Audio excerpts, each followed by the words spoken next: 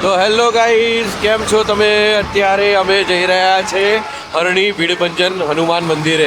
કાલે શું કહેવાય કે હનુમાન જયંતિ છે, ત્યારે તમને હનુમાન દાદાના દર્શન કરાવીશું. અત્યારે અમે જઈ રહ્યા છે હરણી વડોદરાના ભીડભંજન હનુમાન દાદાના મંદિરે.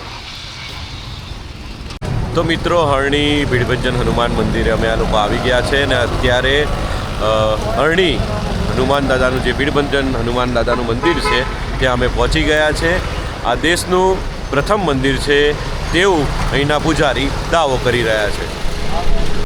તો મિત્રો, અત્યારે અમે હરણી ગામમાં આવેલું જે ભીડભંજન હનુમાન દાદાનું મંદિર છે ત્યાં પહોંચી ગયા છે ને આપ જોઈ રહ્યા છો આ ભીડભંજન મારુતિ મંદિર છે જે હરણી ખાતે આવેલું છે અને દેશનું પ્રથમ મંદિર છે તેવું અહીંના પૂજારી દાવો કરી રહ્યા છે. ત્યારે આપણે એ પૂજારી સાથે પણ વાત કરવાના છે. તો આપ જોઈ રહ્યા છો આ હરણીનું દેશનું પ્રથમ ભીડભંજન હનુમાન દાદાનું મંદિર.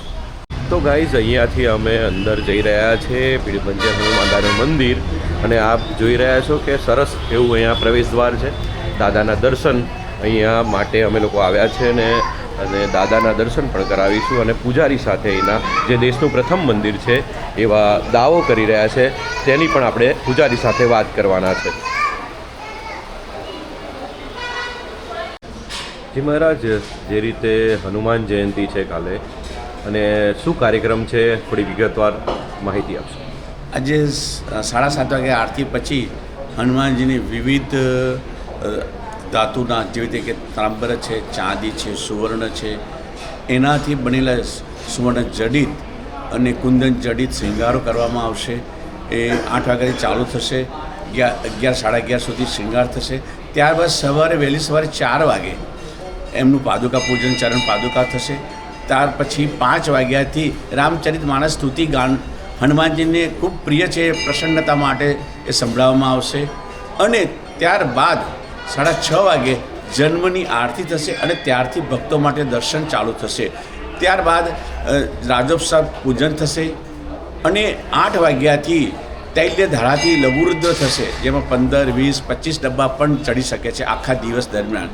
અને લઘુરુદ્ર પૂજન થયા પછી 8 વાગે એની આરતી થશે અને લઘુરુદ્ર પૂજનનો પ્રારંભ રુદ્રી પૂજા વગેરે ચાલુ થશે. એની બપોરે 12 વાગે આરતી થશે.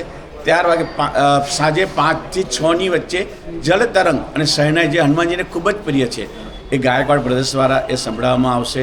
અને 8 વાગે છોકરાઓ દ્વારા હનુમાન ચાલીસાનું ગાન કરી નૃત્ય કરવામાં આવશે વાંડર બની. અને 9 વાગે સુંદરકાંડનો પાઠ ચાલુ થશે અને 11:30 વાગે સુંદરકાંડની પૂર્ણાહુતિ બાદ શયન આરતી રાત્રે 12 વાગ્યા થશે.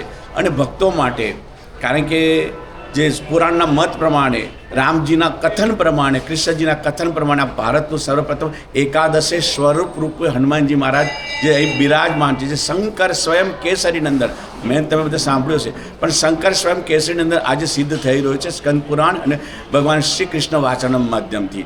તો એવી જગ્યાએ ભક્તોની ભીડ રહેશે, એટલા માટે રાત્રે 1:30 લગીને દર્શન પણ ખુલ્લા રાખવામાં આવે છે. શું નામ આપનું?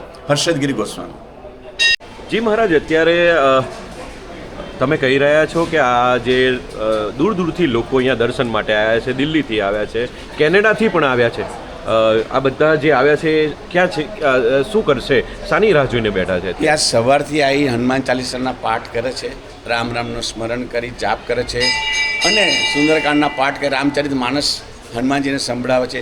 એ આખા દિવસ દરમિયાન જે પણ જાપ, જે પાઠ થયા એ હનુમાનજીને કાલે જન્મદિન નિમિત્તે અર્પણ કરી અને પોતાની ભક્તિ અને શ્રદ્ધાનો જે છે એ હનુમાનજી આમને અર્પણ કરશે. આ બધા જે આજે રાજસ્થાનથી પણ આવેલા છે, દિલ્હીથી આવેલા છે, બોમ્બેથી આવેલા છે,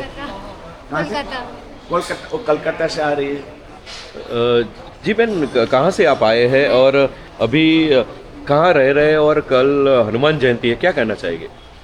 मैं कोलकाता से आई हूँ और मैं मंदिर के पास ही जो होटल है वहाँ पे रुकी हूँ और मैं राम नाम जप और हनुमान चालीसा पाठ करती हूँ, सुंदरकांड भी पाठ करती हूँ और श्री रामचरित मानस के पाठ किए थे जो नवरात्रि हुए थे. तो गुरुजी ने यहाँ पे संकल्प करके किए थे, तो मैं घर पे भी किए थे वो 9 दिन का. विश्व का प्रथम मंदिर है हनुमान जी का, भीड़भंजन हनुमान जी का, क्या करना चाहोगे? आप लकी है, यहाँ पे कल हनुमान जयंती है, क्या कहना चाहेंगे? बस राम नाम जब उनसे ही बहुत ज़्यादा खुश होते हैं दादा. જી જી, થેન્ક યુ. Thank you. તો આપ જોઈ રહ્યા છો કે અત્યારે બીજા એક પણ ભક્ત છે જે झारखंड થી आया है. क्या कहना चाहोगे बेन के यहाँ पे आए हो, झारखंड से आए हो आप जी हनुमान दादा का दर्शन, भीड़भंजन दादा का दर्शन करने के लिए? फर्स्टली मैं तो झारखंड से आई हूँ, मेरा नाम सौम्या है. यहाँ पे वही लोग आ सकते हैं जिन पर राम जी की कृपा होती है, ठीक है.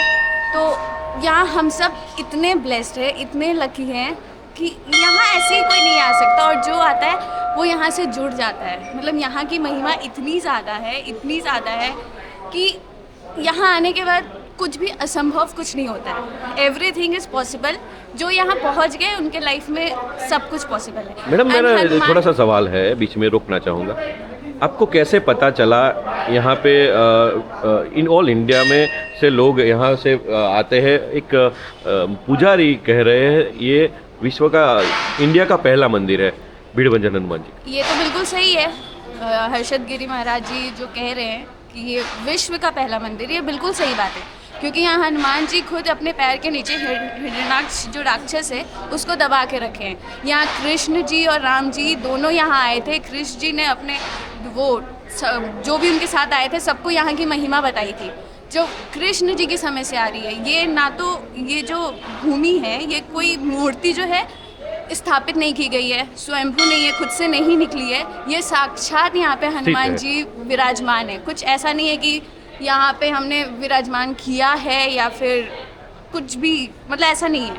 जैसे और सब मंदिर में, सालासर मंदिर में, वो सब जगह हमने विराजमान किया है. यहाँ पे वो साक्षात ही है. यहाँ पे ऐसा कुछ नहीं है कि वो प्रकट हुए हैं या Yes, स्वयंभू, yes. ऐसा कुछ नहीं है. यहाँ खुद वो साक्षात रूप में यहाँ विराजमान तो है. मैडम कितने लोग यहाँ से, आप झारखंड से लोग आए हैं? आप बोल आए रहे तो हैं. बहुत दूर दूर से सब लोग आए हैं आप झारखंड. कितने लोग हैं? मैं तो अभी हम 4 लोग हैं. मतलब मैं और Okay. मेरे हस्बैंड और भी लोग आ चुके हैं यहाँ पे झारखंड से. Thank you so much madam. Thank you. તો જોઈ રહ્યા છો કે આ મેડમ છે ગ્વાલિયરથી यहाँ आया છે. मैडम आप ग्वालियर से यहाँ आए हैं, क्या कहना चाहोगे? यहाँ दर्शन करके कैसा लग रहा है? बहुत अच्छा लग रहा है. सब मनोकामनाएं पूरी होती है, भगवान सुनते हैं बहुत ज़्यादा यहाँ पे. साक्षात आप कितने लोग आए हैं ग्वालियर? हम लोग 4 लोग आए हैं, 4 पूरी फैमिली मतलब. તો આપ જોઈ રહ્યા છો કે અત્યારે આ બધા જે દૂર દૂરથી લોકો અહીંયા કાલે હનુમાન જયંતિ છે ને આગલા દિવસ આવી ગયા છે અને પોતાનું જે આસ્થાને લઈને અત્યારે અલગ અલગ રીતે રામધૂન લખીને અલગ અલગ રીતે ભગવાનને કૃતજ્ઞતા અર્પણ કરી રહ્યા છે. આપ જોઈ રહ્યા છો કે આ અત્યારે આ જે બેન છે એ રામ રામની ધૂન અહીંયા લખી રહ્યા છે અને પોતાની કૃતજ્ઞતા ભગવાનને હનુમાન દાદાને વ્યક્ત કરી રહ્યા છે. આપ જોઈ રહ્યા છો. તો આપ જોઈ રહ્યા છો કે આ 5 લોકો અત્યારે દિલ્હીથી ભગવાનને થેન્ક યુ કહેવા માટે, પોતાની કૃતજ્ઞતા વ્યક્ત કરવા માટે આવ્યા છે. અત્યારે આ દિલ્હીથી 5 જણા આવ્યા છે, એમની સાથે વાત કરીશું. આ 5 लोग यहाँ भीड़भंजन हनुमान बड़ौदा में आए हैं, क्या कहना चाहोगे? हमारे बहुत अच्छे भाग्य हैं जो हम यहाँ पर आए हैं. राम जी ने, हनुमान जी ने हमें यहाँ बुलाया है और हमारी किस्मत सवारी है. और बहुत परेशान थे पर अब बहुत अच्छे से सब कुछ अच्छा चल रहा है. जी बस thank you Hanuman ji, thank you Bhidbhanjan Hanuman ji, और happy birthday Hanuman ji. Thank you. अभी आप देख रहे हैं कि लोग भारत के अलग अलग राज्य से, झारखंड हो, ग्वालियर हो, दिल्ही हो, अनेक जग्याएથી લોકો આવ્યા છે ને આપણી જોડે. અત્યારે ક્યાંથી છો આપ? તમે મેડમ कहाँ से हो? मैं तो पहले भगवान का जय जयकार करूँगी. सियावर रामचंद्र की जय, जय भीड़ भंजन हनुमान की जय. मैं गोरखपुर से आई हूँ और मुझे आकर के यहाँ बहुत अच्छा लग रहा है. बहुत अच्छा फील हो रहा है कि जितना भी तारीफ़ करूँ उतना ही कम है. और मैं जब से आई हूँ यहाँ देख रही हूँ दर्शकों को, और मुझे अच्छा लग रहा है. और मुझे इतना अच्छा लग रहा है, मेरी तबीयत 4 साल से ख़राब थी और जब से मैंने इनको माना है तब से मेरी शरीर हल्की होती गई और मैं दर्शन करने अकेले निकल गई। जैसे तैसे मैं आ गई हूँ और मुझे बहुत अच्छा लग रहा है। बस मैं यही कहना चाहूँगी कि सब आएँ और दर्शन करें, और भगवान तो मनोकामना पूर्ण करते ही हैं और श्रद्धा विश्वास रखें, बस यही कहना चाहूँगी। Thank you so much. ક્યાં નામ આપકા? सरिता। તો મિત્રો, અત્યારે આપ જોઈ રહ્યા છો કે દાદાનો જન્મદિવસ હોય ને દાદાના શણગાર માટે અત્યારે જે ગદા છે આ ગદાઓનો શણગાર કરવાના છે અને કેવો કરવાના છે એ પણ એમની આજે તૈયારીઓ કરી રહ્યા છે. એમની સાથે આપણે સાંભળીશું. આપ જોઈ રહ્યા છો આ જે ગદાઓ છે એ ગદાઓને અત્યારે આપ જોઈ રહ્યા છો સરસ એવો કલર કરવામાં આવી રહ્યા છે.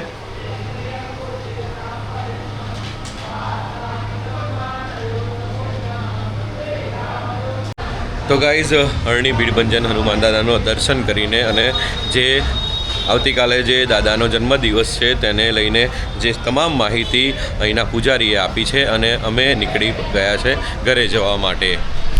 તો મિત્રો, વડોદરા હરણી ખાતે ભીડભંજન હનુમાન દાદાના દર્શન કરીને અમે ઘરે આવી ગયા છે. તો મિત્રો, આ વિડીયો આપને કેવો લાગ્યો?